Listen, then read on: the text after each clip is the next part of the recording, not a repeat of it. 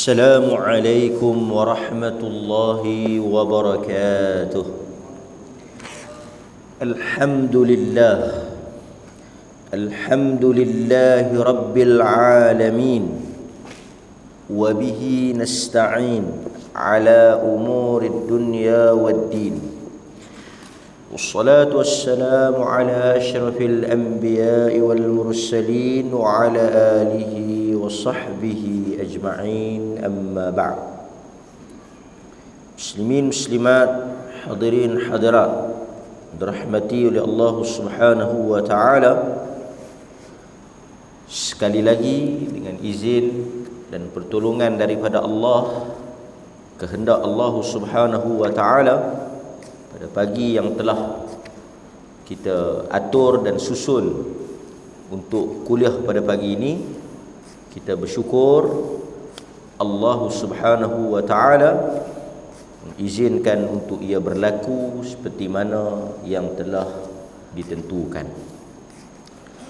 InsyaAllah kita pada pagi ini akan sambung hadis yang berikutnya, iaitu hadis yang ke 33, kan? 33 muka surat 168. An Abi Mulaikah annahu dakhala ala Aisyah فذكر لها شيئا من القدر فقالت سمعت رسول الله صلى الله عليه وسلم يقول من تكلم بشيء من القدر سئل عنه يوم القيامة ومن لم يتكلم فيه لم يسأل عنه. Hadis yang diriwayatkan oleh Al-Imam Ibnu Majah berhubung dengan bab takdir.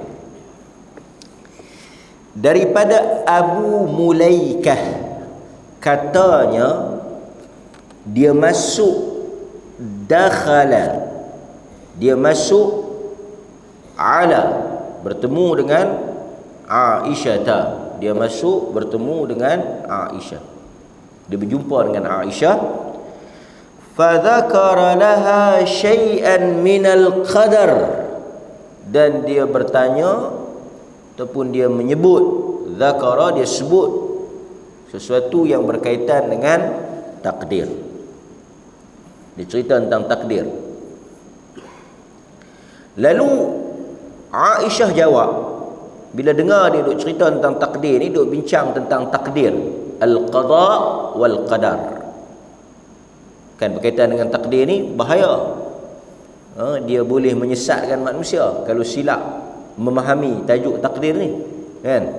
Seseorang itu boleh bersangka buruk kepada Allah jika kita silap memahami maksud dan juga perkara yang berhubung dengan takdir ni. Kita akan timbul keraguan dan kekeliruan. Sebab itu di dalam takdir ni kita tengok ada sekurang-kurangnya dua kelompok yang sesat. Bila bincang takdir ni ada dua firqah, grup yang sesat. Yang pertama Qadariyah, yang kita dah cerita dulu. Qadariyah berkata, Qadariyah ni geng mana? Semua perbuatan adalah ketentuan makhluk. Semua makhluk yang buat, Tuhan tidak ada kaitan. Tuhan tidak masuk campur. Tuhan tidak ada hubungan dengan perbuatan makhluk. Semua makhluk. Qadariyah, baik buruk semua makhluk. Kejahatan, kemaksiatan, dosa, apa sahaja yang dilakukan, perbuatan atau tindak tanduk kita adalah ditentukan, dipilih dan dikerjakan oleh kita, tidak ada kaitan dengan Allah Azza wa Jalla. Yang jahat tu kita, yang buruk tu kita yang pilih, kita yang buat. Itu Qadariyah. Di sana ada pula Jabriyah, Jabriyah, yang mana mereka ini meletakkan sepenuhnya, dia berlawanan, bertentangan dengan Qadariyah. Kalau Qadariyah tu semua kita, Jabriyah ialah golongan yang kesemuanya dia letak, dia serah kepada Allah, seolah-olah manusia ni robot. Robot kan, robot macam kita beli robot tu, anak kita punya permainan tu kan, kita tekan dia jalan, kita tekan ke depan dia jalan pergi depan, kita tekan belakang dia jalan belakang. Artinya pergerakan dia, perjalanan dia, tindak tanduk dia dikontrol, dikawal oleh kita. Jadi manusia ni macam tu lah. Dia buat apa, Tuhan yang atur, kontrol. So semua Tuhan, yang nu semua kita. Dua-dua ni tujuan dia apa? Jabriyah dengan Qadariyah ni, dua-dua tujuan dia nak mensucikan Allah daripada keburukan. Ni nak bagi mudah dengan suasana kita pagi ni masih lagi berat untuk kita nak hadam tajuk ni berkaitan dengan takdir ni. Dia agak complicated, rumit. Kalau kita kata kita buat kan, kalau kita kata macam Jabriyah, kita buat, maksudnya Tuhan terlibat di dalam perbuatan yang buruk. Kalau kita kata Tuhan buatlah, kalau kita kata Tuhan yang menentukan, maka kita akan termasuk di dalam, maksudnya kejahatan kita ni pun Allah yang tentukan. Itu Jabriyah. Qadariyah pula, dia tak mau nak bagi Tuhan tu nampak buruk lah. Dia kata kalau Tuhan yang menentukan perbuatan kita, artinya Tuhan setujulah dengan tindakan dosa, kerana dia mengizinkan benda tu berlaku. Maksudnya benda yang kita buat jahat tu, Qadariyah kata kita yang buat, Tuhan tak ada kaitan. Dan lebih dahsyatnya, Tuhan tak tahu. Tuhan hanya tahu lepas benda tu jadi. Tuhan mengetahui tentang benda tersebut selepas terjadi, sebelum Tuhan tak tahu.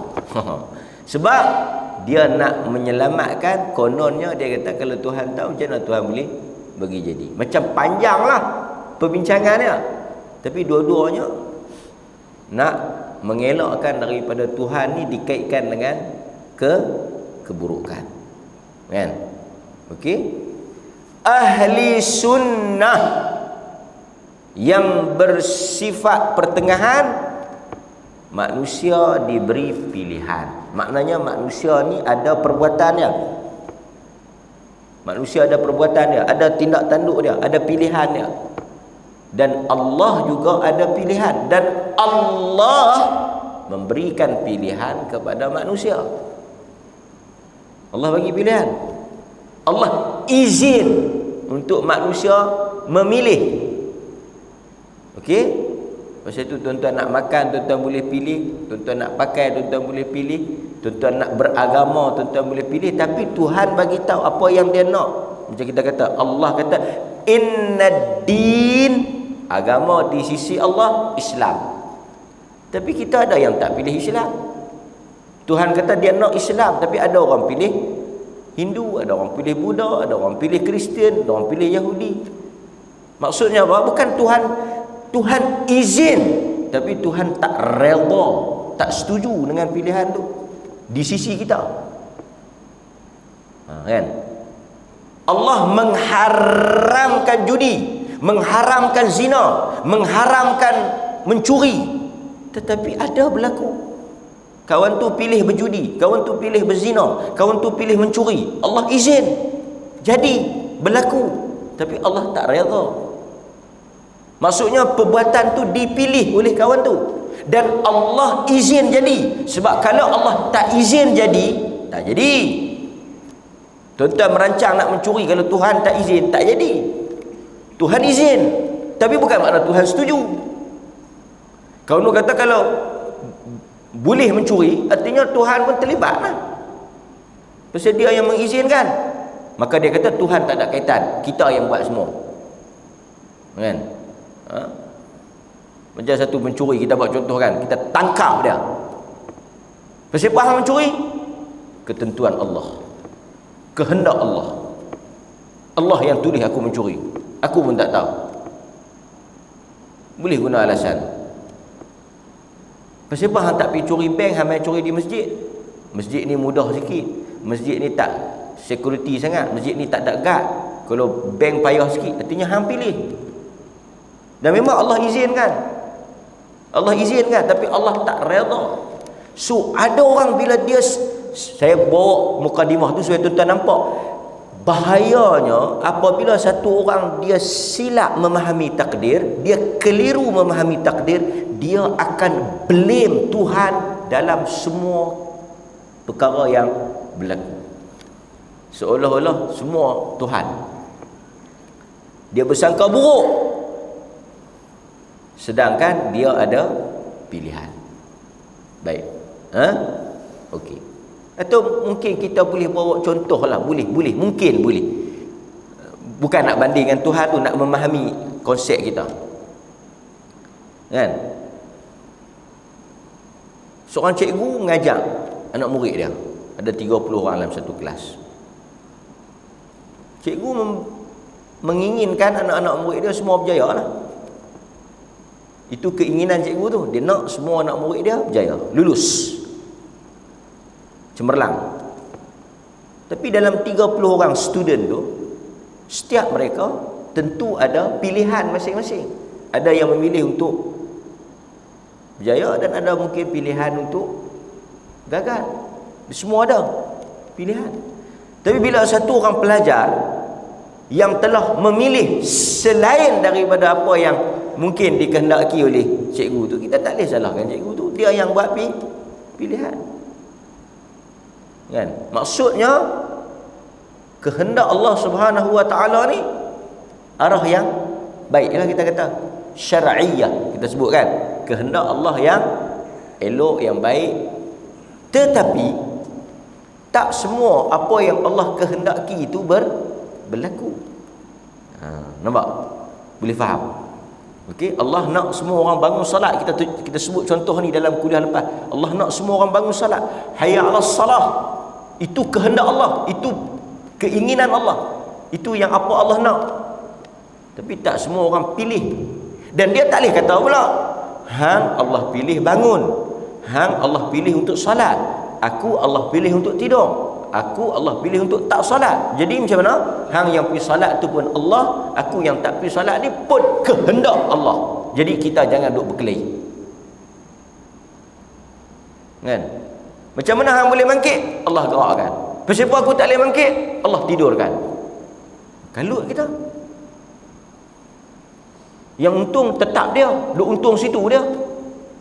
Oh, tiap-tiap hari Tuhan nak hang tidur, nak buat macam mana? Kan? Kira saya tanya tuan-tuan, dia tidur dengan kehendak Allah ke tak? Dia tidur dengan izin Allah ke tak? Boleh tak sesuatu berlaku tanpa keizinan Allah? Boleh tak berlaku sesuatu tanpa kehendak Allah? Tak boleh. Jadi betul lah. Oh, kalau macam tu kena ke dia? Yang ni bahaya. Kita tak boleh tidur kalau Tuhan tak izin, dan kita tak boleh bangkit kalau Tuhan tak izin. Bangkit, tidur, berjalan apa semua dengan keizinan Tuhan. Kan? Tapi kita tahu Apa yang Allah izin belum tentu dia setuju. Dia redha. Macam saya bagi contoh pada tuan-tuan. Contoh-contoh nak mengingatkan tuan-tuan ni. Sebab tu qadar ni, tajuk takdir ni kena hati-hati. Kan? Anak kita dia nak pergi main di luar tengah hari. Kita mungkin tak bagi. Tapi dia mengamuk, dia buat perangai, kita pun izin dalam keadaan kita tak setuju. Pergi ikut hang lah. Tak mau ambil kira.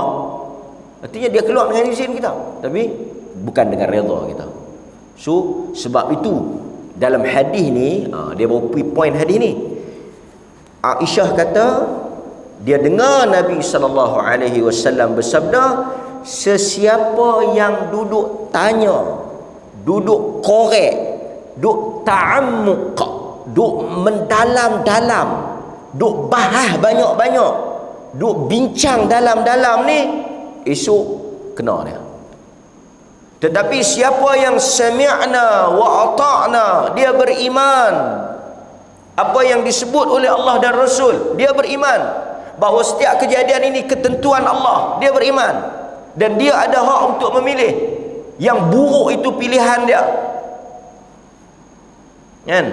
Allah izin sebagai ujian untuk dia, seperti mana Allah mengizinkan iblis untuk hidup. Allah izin iblis untuk hidup.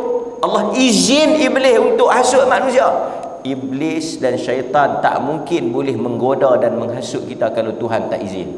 Pasal itu sebelum dia turun menghasut manusia, dia memohon izin daripada Allah. Dia kata, ya Allah, engkau dah hukum aku nak minta satu benda, beri tempoh, izinkan aku, kerana aku akan menyesatkan hamba-hamba engkau.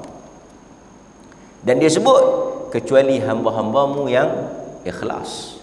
Allah kata okey, go. So dia tak boleh bawa keizinan Allah. Tengok, Allah izin, hang kena ikut. Weh, tak boleh ha? Sebab itu syaitan itu musuh yang dicipta oleh Allah untuk, dan okey tuan-tuan, apabila Allah suruh malaikat dan Allah suruh iblis, dua makhluk yang berbeza. Iblis daripada jin, malaikat daripada cahaya. Ni bukan malaikat, iblis bukan daripada malaikat. Apabila Allah suruh sujud, malaikat pilih untuk sujud, iblis pilih untuk tidak sujud. Iblis memilih untuk tidak sujud. Nampak? Demikian kita. Allah kata wa aqimus salah, dirikan salat. Allah kata warka'u ma'ar raki'in, rukuklah bersama orang-orang yang rukuk. Pergi masjid, Allah yang suruh, Allah perintah. Ada yang pilih untuk dengar dan ada yang pilih untuk tak ikut. Kita pilih. Allah kata, dia kata masa itu tuan-tuan, payah nak bincang, payah nak faham. Kalau tak boleh syarah banyak-banyak, kita kena buat action, tindakan sikit. Allah kata warka'u ma'ar raki'in, rokok bersama orang-orang yang rokok. Artinya Allah suruh kita pergi masjid, pergi sembahyang. Pergi sembahyang dengan mereka tu. Tuhan sebut dalam Quran tu. Dia kata Tuhan, hei, kemarin Tuhan suruh aku lena, hari ni Tuhan suruh aku lena lagi. Hei, 2 hari dah Tuhan suruh aku lena. Bila yang dia nak suruh aku mangkit tak tahu. Nampak? Macam contoh ekstrim. Contoh ni ekstrim. Seorang isteri penin kepala, suami pemalas. Tapi suami ni dia pandai cakap. Pasal apa yang abang tak keluar pergi cari kerja?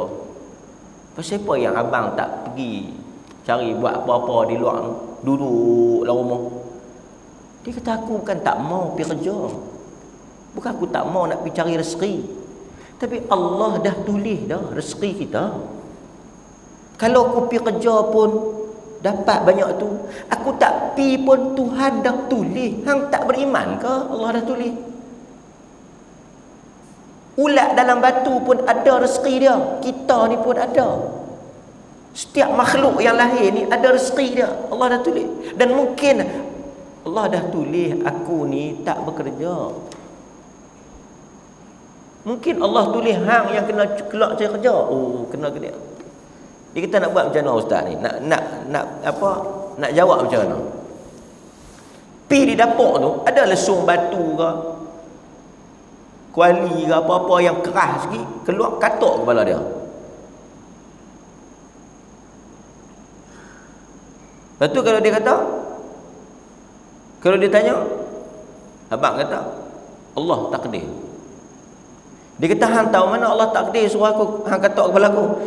Abang pun tahu kata Tuhan tak bagi abang kerja, Tuhan suruh abang tidur belengkak dalam rumah. Macam mana abang tahu? Macam tu saya tahu.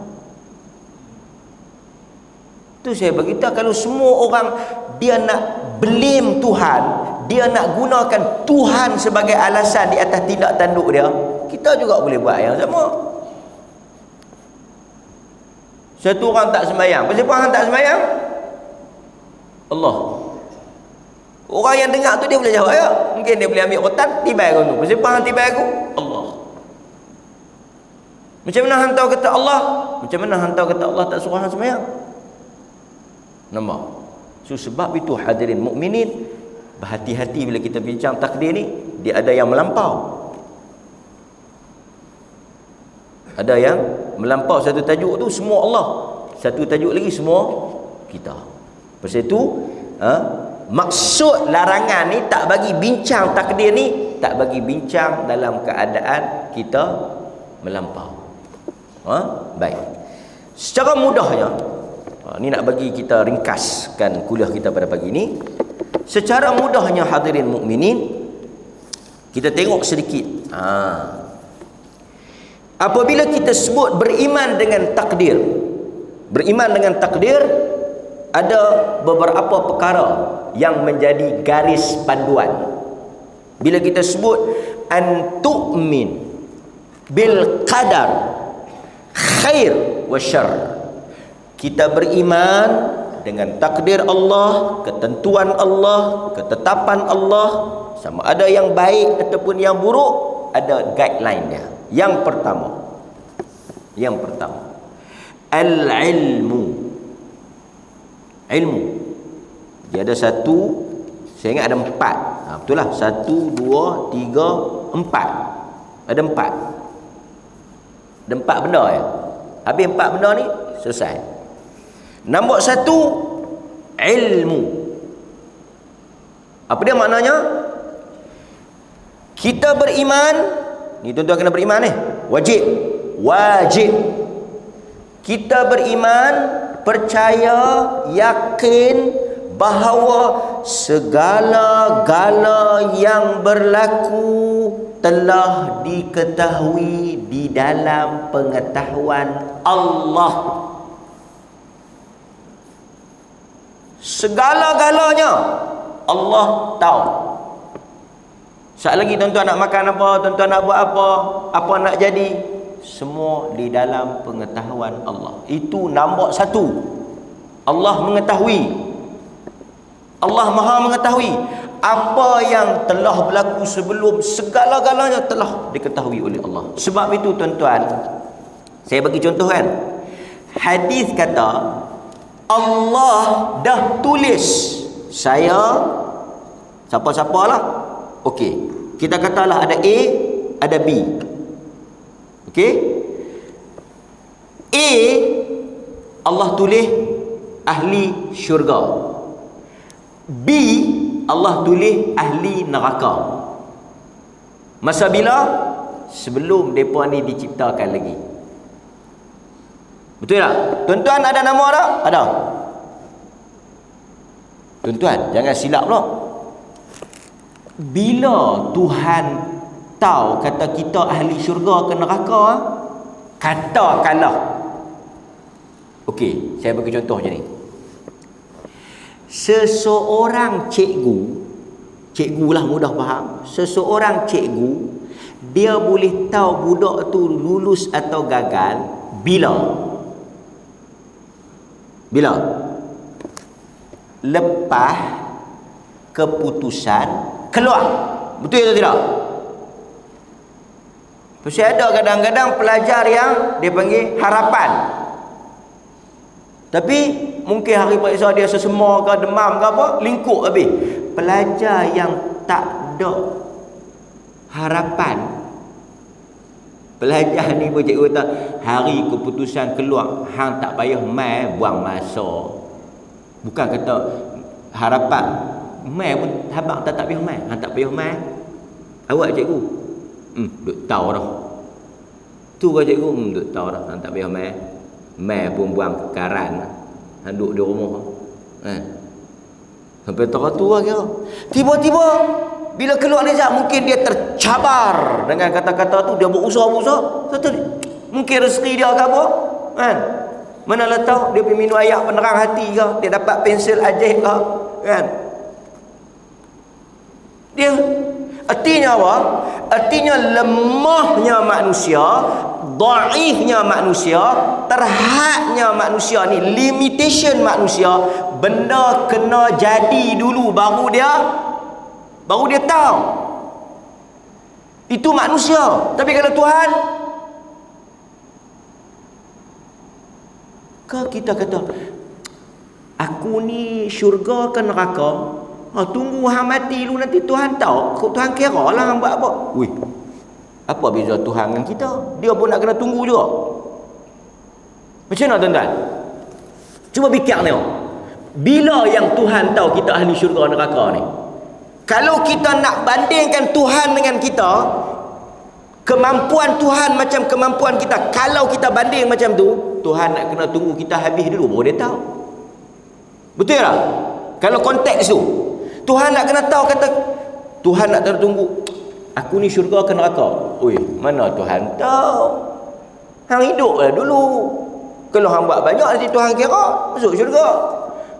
Lah Tuhan tak tahu lagi, pasal Tuhan pun tak tahu hang nak buat apa lagi. Pasal hang tak buat lagi. Oi, apa beza Tuhan dengan aku? Tapi kita kata Tuhan Maha mengetahui. Wallahu alimun hakim. Wallahu sami'un alim. Maha mengetahui. Al-alim. Al-alim. Al-alim ni maksudnya Tuhan beyond time. Dia maha. Artinya kalau okey, tuan-tuan setuju tak? Setuju atau tidak? Tuan-tuan boleh tak setuju? Boleh tak setuju tak apa? Setuju atau tidak? Soalan ni, soalan saya, setuju tak? Tapi memang tuan-tuan kena setuju lah. Setuju atau tidak? Tuhan dah tahu sebelum Tuhan cipta kau ni, Tuhan dah tahu apa dia nak buat. Jadi bila Tuhan tulis dia syurga, patut ke tak? Adil atau tidak? Adil atau tidak? Adil. Pasal apa kita kata adil? Dia tak beranak. Tuan-tuan dengar tak hadis tu? Dia tak beranak lagi. Bukan dia lahir pun tak lagi. Tuhan dah tulis dah ahli neraka. Kalau kita nak kata nanti dulu, awal sangat tu, macam mana tahu? Macam mana tahu Tuhan? Macam mana tahu tu kita? Kan? Contoh, tuan-tuan pergi ambil ujian memandu.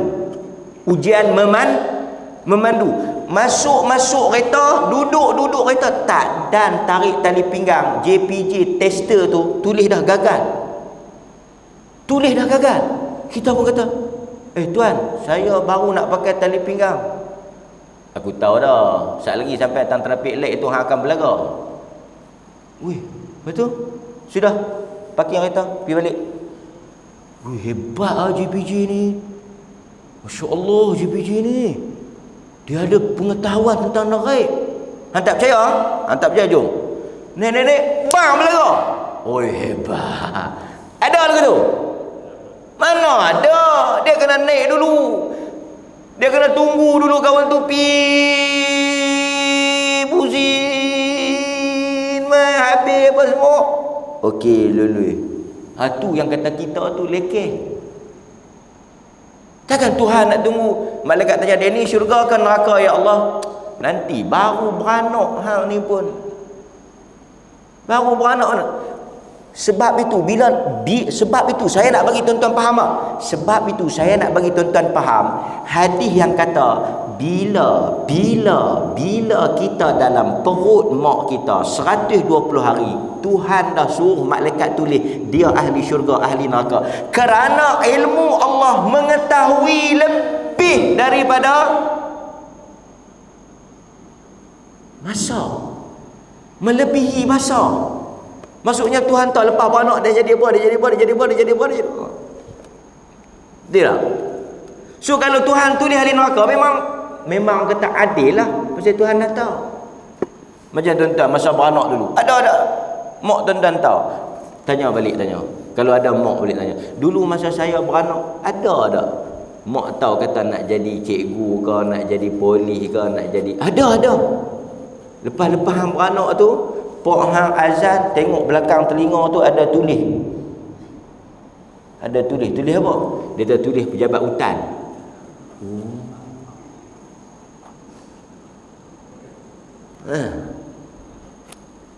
Banyak aja tuan-tuan yang ambil kursus lain, kerja lain.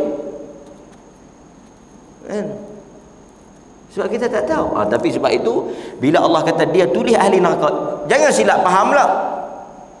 Tuan-tuan tak boleh kata macam ni. Aku ni buat lagu mana pun, baik macam mana pun, aku ni dah memang kena cop neraka. Jadi aku tak boleh buat apa dah. Aku akan tunggu. Aku ni tunggu masuk neraka. Pasal Tuhan dah cop lah daya aku neraka. Zalim lah Tuhan.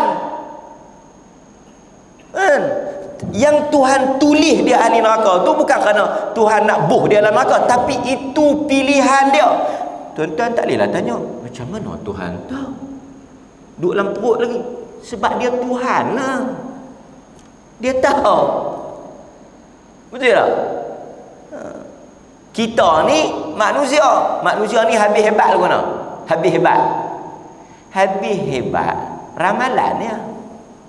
Itu kita. Ramal hok nu, ramal hok ni. Tuan-tuan tengok itu pilihan raya.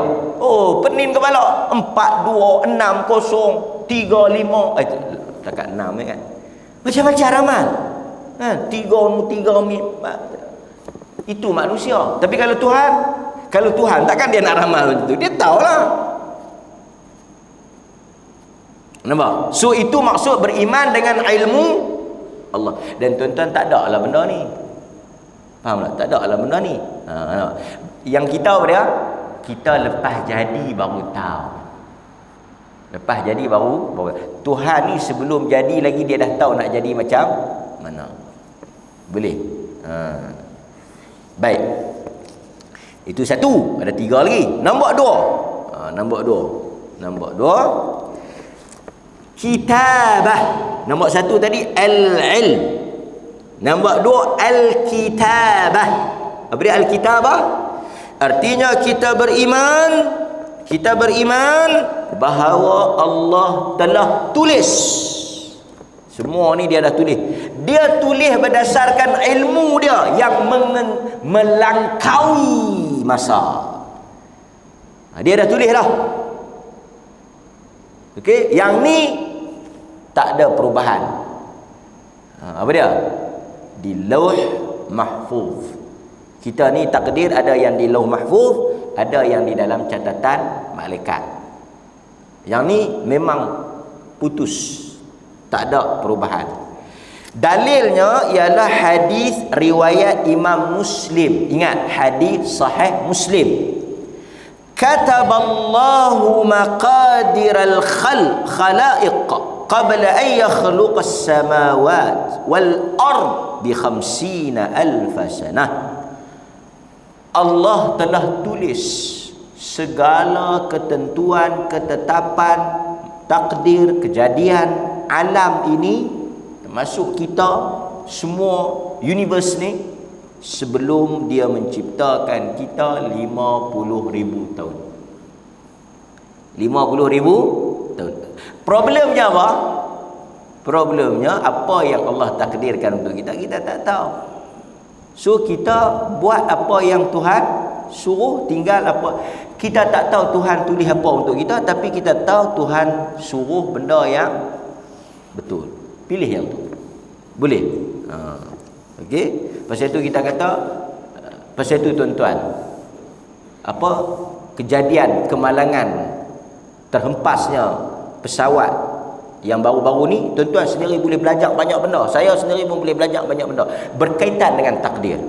Nombor satu, tuan-tuan tengok ajal. Kita dah sebutkan ajal. Ajal, kita mengaji panjang tajuk ajal. Tuan-tuan tengok balik video-video kita tentang ajal. 2 minit dah sampai di kepala batas pula. Kepala batas tu kita Subang, kan? Subang. Dah sampai dah di Subang. Dah sampai, bukan tengah perjalanan, dah sampai. Dan tuan-tuan tengok bawah tu, road bawah tu, jalan bawah tu banyak je orang lalu lalang. Tuan-tuan tengok ada 2, satu Grab food motor, satu lagi Grab orang Arau tu. Orang Arau pindah pi Sepang hujung tahun lepas kot, baru lagi dia pi mati di KL Subang, beranak di Perlis, pindah pi Sepang, duduk di kota warisan. Sepang ni kota warisan tu dia dekat dengan KLIA, kawasan perumahan besar lah. Dia ada warisan 1, warisan 2. Pindah pergi duduk sana, daripada duduk RPA Arau pergi duduk di kota warisan Sepang, tapi dia pergi mati di Subang. Kan kita mengaji dah. Apabila Allah nak Allah dah tulis dah bila kita mati, di mana kita mati, macam mana, bila, di mana, bagaimana, dah tulis dah. Nampak? Satu lagi yang motor tu orang Sidang, Kedah, pergi mati juga di sana. Depa 2 ni tak naik kapal terbang, depa lalu di bawah. Dan bukan depa 2 saja, yang rakam tu lalu jugalah. Yang tuan-tuan duk tengok dashcam tu, kereta yang lepas sikit tu yang dia boleh rakam daripada depan tu. Artinya dia terlepas sikit, kawat. Pasal apa yang tak dia terlepas? Pasal takdir dia tak kena lagi lah. Sebab itu bila berlaku, kita tak bolehlah kata ish no, banyak lagi jalan, awak tak pilih kau jalan lain. Tak ada. Itu takdir, Allah dah tulis. Nampak tuan-tuan?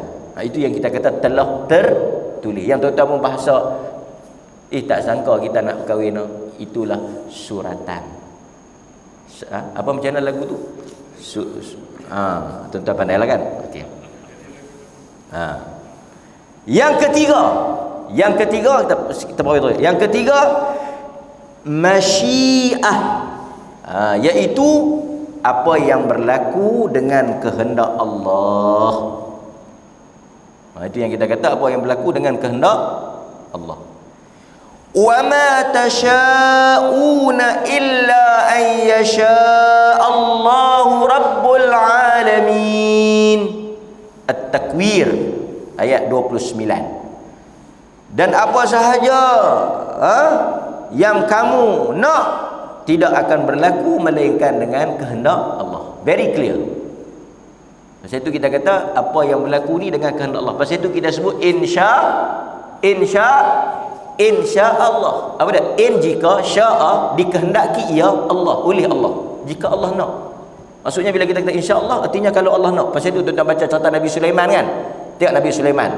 Malam ni aku akan pergi bersama dengan 100 orang isteri aku, dan semua akan mengandung, semua akan beranak, dan semua anak tu akan jadi panglima perang.